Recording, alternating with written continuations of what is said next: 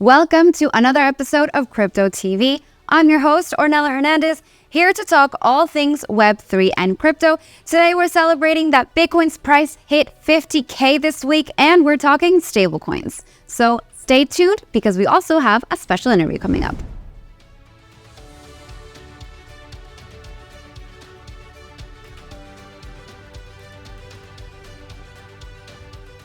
So, BTC crossed the $50,000 mark this February, a price it hadn't seen since Christmas Eve of 2021. Its rally comes on the heels of a mix of technical, fundamental, and on-chain factors. Let's discuss. There are multiple reasons for the recent price increase. The first one is that Bitcoin spot ETFs, or exchange-traded funds, have been successful, especially those from major financial institutions such as BlackRock and Fidelity. These ETFs continue to boost inflows. Over $9 billion, to be precise, have flowed into these investment vehicles since their launch in January. Bitcoin's price rally on February 13 coincides with around $500 million of inflows into Bitcoin ETFs this week. The reason is basically strong investment interest, given that the ETFs offer investors a regulated and accessible way to invest in Bitcoin, which broadens the appeal. It's important to point out that in order for these institutional players to offer BTC ETFs, they must accumulate Bitcoin, and a lot of it, thus withdrawing it from circulation. This has created a significant supply-demand imbalance. So if the demand for Bitcoin-related financial products vastly outstrips available supply, that disparity is one factor that is driving up Bitcoin's price. And all of this interest and optimism has also caused more and more individual retail holders to increase their Bitcoin bags. The self-custody narrative remains strong among the crypto community. And that's the idea that an individual should be able to safeguard the private keys to their crypto wallets without having to rely on someone else or a third party. Seems like this is why the amount of addresses with a balance greater than 1,000 BTC, also known as whales, have been increasing their holdings. The number of people with a balance of over 1,000 BTC is up to 1,954, up from 1,911 at the beginning of this year, according to Glassnode data. The count of those holding over 10,000 BTC has also risen in the same period. Damn, I need to get to that level of whale status, friends. Help me out here. Now, the next reason is that Bitcoin on-chain activity has reached new heights right as the halving approaches. The Bitcoin halving event is scheduled for April, and that will slash the mining rate by half. Crypto fund Grayscale published a new report that highlights an underlying improvement in Bitcoin fundamentals, notably that Bitcoin miners are in an incredibly healthy financial position compared to just a year ago. And fees for inscriptions or NFTs on Bitcoin blockchain, ordinals, continue to rise. Despite the fact that Bitcoin mining rewards will be cut in half by April, Grayscale notes that these transaction fees will likely be a strong boost to counteract any dips in revenue. While the reduction in block rewards poses a challenge, the growing roles of ordinal inscriptions and Layer 2 projects within the Bitcoin ecosystem have recently emerged as promising use cases, Grayscale said.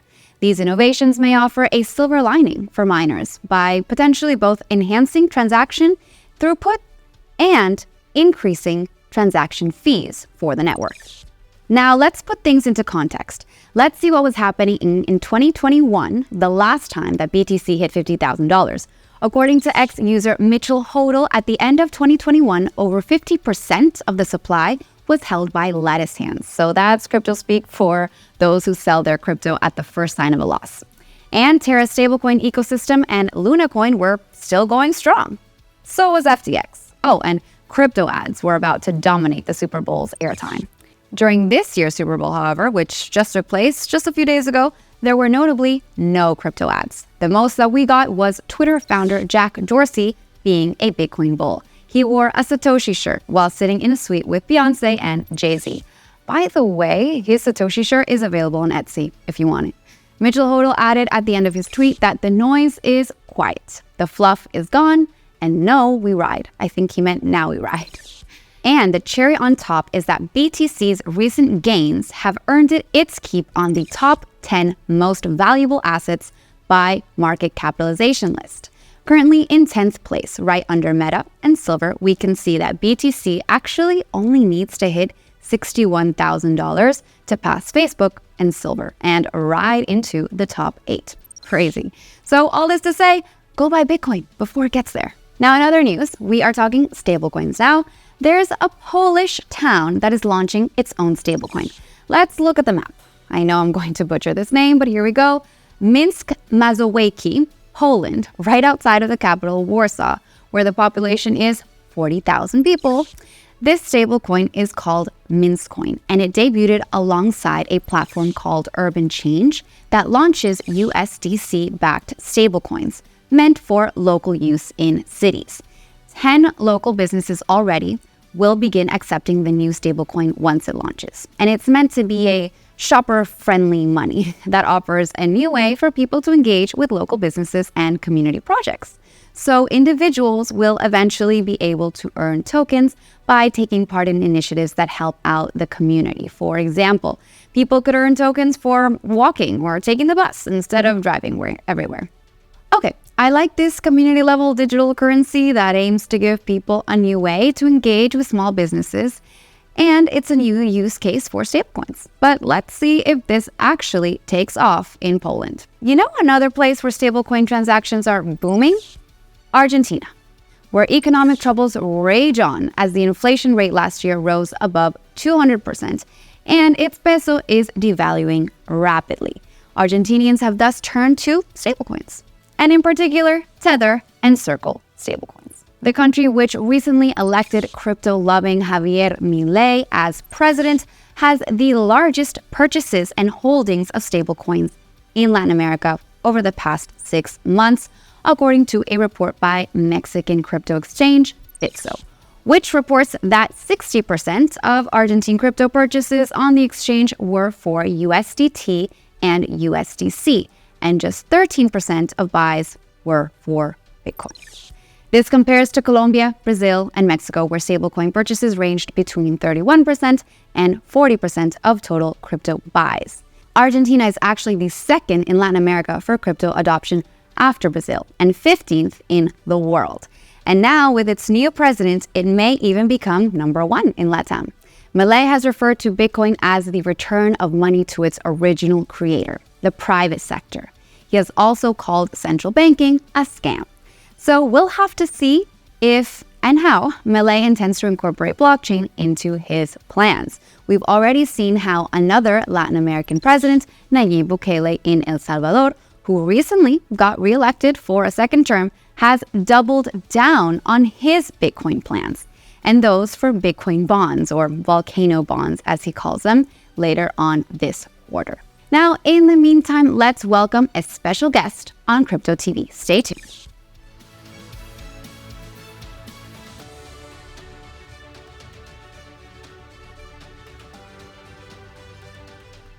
Our guest today on CryptoTV is Ian Weisberger, who is the co-founder of an aggregator called CoinRoutes. How are you today? I'm really good. It's great to be in Dubai. Thank you for having me. Yeah, you are a fellow New Yorker, so happy to have you here and to get a chance to speak to you and learn more about your company. Sounds great. So let's start off with the news. Bitcoin hit 50K this week. Are you happy about that? What do you think about it? I think it's really good. And I said this at the time when the ETF got listed, it was kind of a sell the news event. We had our biggest day ever. We did $900 million in volume in one day. And then obviously everyone knows what happened next. Like the 4 billion in inflows was not enough to offset the run up to 47, 48. And so I actually think it's a really good sign that we've kind of ran back up to basically the IPO price. So if you look at the Bitcoin ETFs, they're now actually in positive versus where they IPO'd at, which I think is a really strong signal to the market. So it's super exciting. It shows that there's real demand for these products. And we're excited to see where it goes. Yeah, definitely. And I think with the Bitcoin halving coming up, people are also expecting another up hike in prices, no? Yeah, I think for sure. I mean, for me, I think the fact that now, people in their retirement accounts can go and buy Bitcoin, it just unlocks so many billions and billions of potential inflows. And so really like for Bitcoin and the broader crypto ecosystem, the more like dollars and euros and whatever we can pull in, like the higher market cap it's going to be. And I think if you contrast that to last time where the price action was based on all this leverage in the system and like speculation, I think this is actually like more realistic this time because you have all of these new products being. Yeah. Less speculation, better. Yeah. More like actual natural buyers, I think. Okay. But then again, we have less people buying actual Bitcoin. Is that bad? Well, no, because at the end of the day, so the way that the ETFs work, from my understanding, it's a bit weird. So in traditional ETFs, you can basically, what happens is you have these things called the creation redemption units. So rather than me going to my broker and delivering 1 Bitcoin, basically an authorized market maker can go and deliver a block and then create a unit of this thing. So at the end of the day, they still have to actually buy it. Right. And most of the ETFs are custodied at Coinbase custody. So there are actual Bitcoin in custody at Coinbase custody, some of which is verifiable. Like it really depends on the issuer. But this isn't like paper Bitcoin. So it's much different if you remember the Bitcoin futures ETFs. Those have been around for a while. Right. Yeah. And so those products were bad because you have essentially all this excess cost. So something like 10% or more per year in value, you're bleeding to the rolling the futures. So what you're doing is like the way that it works is those futures ETFs essentially buy quarterly futures. And at the end of each quarter, they have to do what's called a roll where they sell the expiring future and buy a new one. Now, those things can get all like priced out of whack and you can end up bleeding money. With the spot ETF, they're actually buying physical Bitcoin. Well, the other ones are more risky. And it's more risky. Yeah. And you're losing money. And so this is like much, much, much better, much more investment grade. It's just so much better than the old futures ETFs. Gotcha. Did you invest yourself? In the new spot one? Yeah. I bought some, yeah. Oh, okay. Yeah. Okay, nice. Had a small. Yeah. Why not? Why not? Why not? I said why not. I had a more than with some bonds. I sold some bonds, bought it. Yeah. Why not? Okay. Yeah. All right. So now let's get into your company, CoinRoutes. And if you could just give us a brief overview of what it is and maybe how if it's been affected at all by the recent market changes. I mean, it's amazing. We hit cash flow positive again. We did $11 billion last month in transactions, especially like being through 2 big cycles. I mean, we started in 2017. We've been through the ups and the downs. This time it feels more legitimate. I mean, the demand for the products is like just more than it's ever been. And you see kind of like traditional players, like big names saying, hey, we actually need to actually trade these products now, which is a big difference from, the hype in 2017 and the 21-22 thing. And back then it was like a lot more speculation and less like real institutional demand. Yeah. So, I mean, listen, recently, and our new goal as a company is really a big push into DeFi. Especially considering what happened with FTX. I mean, we had so many clients, partners, friends wiped out. And do you have money on FTX? I did. We got it out before. We kind of saw the writing on the wall. A lot of our clients and friends weren't, as lucky. I mean, because at the end of the day, it was kind of a whole disaster. I mean, I remember that time was just really dark in crypto in America, especially. People were like, this is a scam. You all should go to jail, blah, blah, blah. A lot of people still think that, though. Yeah. I noticed a big difference between Asia, the Middle East, and America. I mean, I have this crypto necklace that I wear. Wait, I love that. Yeah. It's Ethereum. Oh, no, it's our logo, but it has crypto on it. And I would say a good percentage of the time that I go out in America, like wearing this, people will be like, you're a scammer, blah, blah, blah, this and that. Really? And I have never had that experience in the Middle East, Asia, even really Europe. So I just think America's really has this like bad attitude about crypto right now. There's also a Netflix documentary that recently came out. I don't know if you saw it. It's on Bitcoin scammers. But everyone's been like, oh, have you seen this? And I need to at some point. I've been really busy setting up a company in Dubai. Check it out. Yeah. If you have time. You're doing more important things. Okay. Tell me more about CoinRoutes and what you guys are focusing on at the moment and what you expect for the rest of the year. Yeah, I mean, I'm getting a lot of demand from our like small, medium hedge fund clients to trade on DeFi exchanges because of a number of reasons. Like they don't necessarily want to have capital at risk on exchange. They're looking at what's going on with Binance. They're looking at all of these different things in the market. And so about a year ago, we started building all these integrations with DeFi exchanges. Part partially because I said, look, I don't want to have money on centralized exchanges anymore. And so basically I pulled all my assets out onto a ledger, and now with CoinRoutes, I can actually trade from my phone or desktop or whatever without having the ledger with me. So we have basically segregated custody from trading for decentralized exchanges, which hasn't been done. I mean, if you think about it, you sign up with Coinbase, and a lot of what people will do is they'll give their traders trade-only access to their Coinbase account. Right. Could you imagine a world in which Coinbase said, no, all the traders can access all your funds and run off with it? That would be insane. No, I don't want that. And that's what's happening on DeFi, or was the case on DeFi. There was really like not great guardrails around all of that sort of stuff. That's kind of what we're doing, and where we see the business going. And we see a lot of these things kind of coalescing. Okay, so what other problems did you identify that you were trying to solve for? Definitely counterparty risk. The other one is like capital efficiency. So right now, if I want to trade on Coinbase and Binance, as a normal user, I have to put up assets. I've put up, Tether, Bitcoin, etc. On those exchanges. And with DeFi exchanges, you don't necessarily have to do that. So you can have money in your Ethereum wallet and trade across all the exchanges on that chain. Right. Are there any platforms specifically that you recommend when it comes to DeFi products? Yeah. So, I mean, look, we're launching a Protel product. We're going to make it available to kind of crypto degens. That's where we see this market going. You can sign up for our wait list. Short of that, I mean, obviously the usual suspects. We like, Uniswap, 1inch, Vertex. We've seen definitely a big shift in the market. Like I personally trade on Vertex, and that's also integrated with CoinRoutes now. So that's pretty cool. It functions kind of like almost like a centralized exchange where it's fast and it's cheap. So these DeFi exchanges are definitely getting a lot better than where they were even a couple of years ago. Okay. Yeah. But you aren't serving the retail investors yet. You're targeting more the institutional clients, correct? Yeah, I mean, we're mostly an institutional business, but I've onboarded a bunch of PA, like personal accounts for traders. Like if people are actively trading, it's a much better platform for trading on than going directly to exchanges.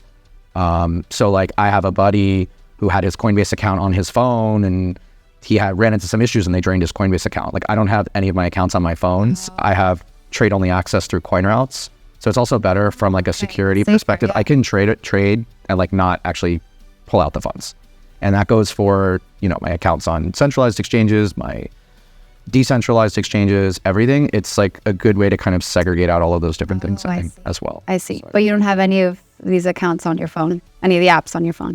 No. Well, yeah, I should probably delete some on my phone then. Yeah, I mean, I've heard horror stories, and I think it's really key to like take away the trading, like, oh, I want to YOLO into this coin versus like, I can take out all the funds. And that's kind of the narrative that we've been pushing as well, is that this is something that's important. And previously, it was only really accessible to the largest institutions. So I'm sure that some of you guys have heard of Fireblocks. Like they power a lot of these people. Like you have to be kind of a sizable institution to get access to that technology. Right. We're making that available to, like basically pro trader. Like anyone who would use interactive brokers can use CoinRoutes, basically. That's kind of the target. Okay. Yeah. So tell me more about this new product, Protel. Yeah. And you said it's about to launch. People can get on the wait there's a wait list. So we're about to launch it, basically where you can just sign up, access CoinRoutes, plug in your API keys for centralized exchanges, link your wallets for decentralized exchanges. It's fully non-custodial. Contracts are audited, and it allows you to trade, place limits, stop loss, all the advanced order types across all of your exchanges, DeFi and CeFi. So basically giving the tools that only kind of like the top market makers and hedge funds have built, but giving it to kind of everyone. Okay. But you're not the only ones doing this. You have competitors. Yeah, we have, I would say, one competitor that we go up against. We don't really go up against anyone else. And I think we kind of serve different market segments. I think we're more crypto native. We always have been. I'm kind of a crypto degen myself. Whereas they're more like TradFi. And so that's kind of how people bucket us. Okay, I see. So how else would you describe crypto degens? Like for people who aren't in the industry, how do you define what a crypto degen is? I don't know what I can get away with saying. I mean, I would say people that are trading, that are, buying these small cap names. I mean, if you look at, like, I think it used to be in America and around the world that people would buy single stocks and trade, and then ETFs got approved, and now most people just buy like SPY or whatever. They buy like these basket stocks, and like honestly, from what I've like seen and from what a lot of people in the industry kind of seem to think, like the basket moves the stock, not the other way around. Like these baskets kind of pull each other around based on weightings. And so they like everything's like very correlated in the index, right? Whereas some of these crypto coins are like less, and it's just more interesting. There's more volatility. It's kind of like penny stocks 2.0, right? Yeah. Yeah. So, okay. So then what else are you and other fellow degens looking at right now in terms of trends, whether it's in the DeFi space or in... I mean, honestly, my biggest regret was like ditching Solana last year, but I had to sell it to get off FTX. So I don't know. I think it was fine. Okay. But I'm really like, we're integrating with a bunch of Solana dexes as well now because it's just too big to ignore. Jupiter has been crazy. There's just so much volume with its latest airdrop. Exactly, that's that huge. too. So we're keeping a pretty big like eye on the Solana ecosystem, so that we're gonna have more stuff coming out there. But really, I want to be chain agnostic. Like I don't want to be linked to one specific ecosystem. I think a lot of companies in this space like force people to be within their ecosystem. We'll work with anyone. We have a couple press releases coming out with big custodians in the next couple of weeks. Okay. So yeah, I mean, we'll pretty much work with anyone. We're kind of agnostic. We don't really tend to lock people in as well. So we like, I started in crypto to kind of build a more decentralized financial ecosystem. And when some of these really big centralized players came around and like tried to lock people in, just like TradFi, that was really like I didn't think that was a great thing. So do you think you're accomplishing your goals so far? Yeah, I think somewhat. And I think like, look, a rising tide lifts all boats. I think everyone in this industry is really building. I think this time is different. There's way more legitimate applications. Like if you look at 17, it was not usable. I mean, come on, like Ethereum, the gas was crazy and there weren't really L2s and blah, blah, blah. Like now you can go and do these really cheap transactions on Arbitrum, right? All these L2s, and also Solana. You know, you have a lot more like real usable applications than you did in 17. Definitely. All right. And speaking of 2017, that was the year that I got into crypto. Oh, really? Yeah. Cool. Because my dad was the one who was like, buy Ethereum now. Oh, really? Yeah. But how did you get into crypto? I got into crypto in 2015, kind of just amateur, not really professionally. And then in 17, I was looking at trading the the names, and I saw $3,000 spreads between Coinbase and Kraken, which means that the price, I believe it was on Coinbase, was higher. Kraken, I don't remember, it's been years. But anyway, it was like literally you could sell on Coinbase, buy on Kraken, and make instant profit. And I said, okay, there needs to be some sort of infrastructure to be able to trade this thing. And I actually went to my father and said, hey, we should build a company. And so Dave is my, co-founder, and we set out to build it. I built all the original tech. It's since been replaced, thank God. It needed to be replaced. So we hired a team and, built out the platform. And it's amazing. So it's like a family business. Yeah. Yeah, father and son. Yeah, but we have investors who raise like 20 million. We're raising more. We throw off cash. It's it's like more like a franchise deli instead of like a family deli, I would say at this point. Okay. I did $11 billion last month, but yeah, it's cool. Okay. Yeah, it's growing a lot. And where is Dave now? He's in Miami. Yeah. Nice. Yeah. It's a good place to be. It's nice. I like spending time there. Yeah. Yeah. All right. And then how would you compare then? You said the crypto communities in the US and abroad. You said that when you're in Asia, for example, you don't get weird stares, but in the US you do. So how would you describe the climate right now? Yeah, I mean, look, it hasn't really changed that much. I don't anticipate the US getting better in the next couple of years. Like, I think that the market is Bitcoin dominated by large heavyweight players, and it's not really a place for kind of like crypto native firms like us to be. And that's why we're establishing kind of a presence in Dubai, amongst other things. And yeah, I mean, look, like I think that it'll happen eventually, but I'm not expecting it to happen anytime soon. I'm not expecting it to happen really like in the immediate future. Unfortunately. Yeah, I mean, and it is what it is. I mean, you're seeing people voting with their feet and leaving. I mean, most of our clients have left. Okay. We don't really serve the US anymore. If I had to shut off every single US customer, I would not notice, because it's almost none. Whoa. Yeah. And whereas that's. And you started in the US. Right. Right. Yeah. So. So where are most of your clients based now? Like what regions? Europe, Asia, MENA. I mean, M2 is a client of ours. Okay. So yeah, I mean, we're really excited to kind of grow the ecosystem here and in Asia and Europe, and kind of, we're bring the industry forward. Okay. And any advice that you have for other founders and entrepreneurs out there in the crypto space? That's a good one. Yeah, just don't give up, man. I mean, I don't know, like do what you have to do. Like we did what we had to do. I mean, I didn't take a salary for 2 years when we started. Like it was not easy. And then also like a lot of people overspent. We didn't. Okay. We definitely like kept it lean, and now we're kind of expanding again. But, you know, I think even in the broader tech ecosystem, there's more of a focus on like, okay, can you actually get to cash flow positive? What are your unit economics? I can say that our unit economics are significantly better than other like comparable people in our space in terms of like revenue per employee, et cetera, et cetera. So I think really focusing on that. Okay, amazing. Now I'm going to ask you just a few more questions, but they're going to be this or that. So like, would you rather? Okay. Okay, that's fun. Yeah. Okay. Yeah. So would you rather buy BTC or ETH? 50-50. I'm 50-50. I can't. I'm just like, okay, if I'm going to allocate more cash, I'm just going to buy both. Oh, okay. Yeah. You can't choose. No, I can't choose. Okay. X or Instagram? X. Yeah. Okay. NFTs or physical art? Definitely physical art. Like I don't know. I like liquid crypto and then real things. Like my personal portfolio is treasury bills and crypto and like opposites. And then it kind of like balances out. So I don't know. Okay. Yeah. Crypto event or day in the office? In Miami, we spend all day in the office and then we go to events. Okay. So it's kind of both. But definitely events if I had to choose one. Events. Yeah, but then I feel like it's hard to get work done. It's true. It's very hard. You have to be very like balanced, you know? Yeah. Okay. All right. Well, that's all from me. So if you could just tell our audience what's the best way to learn more about you, to get in touch with you, to learn about CoinRoutes. Yeah, I'm at Ian Weisberger on Twitter, or you can just go to CoinRoutes.com to learn more, sign up for our wait list. That's it. Okay. Thank you. All right. Well, thank you so much for your time today. Yeah, Ian. thank you for having me.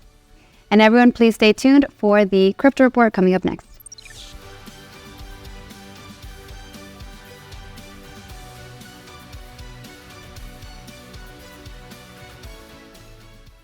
Bitcoin is currently trading at $52,370. Ether's price is at $2,792 today. Sol is up this week trading at $116.06 today.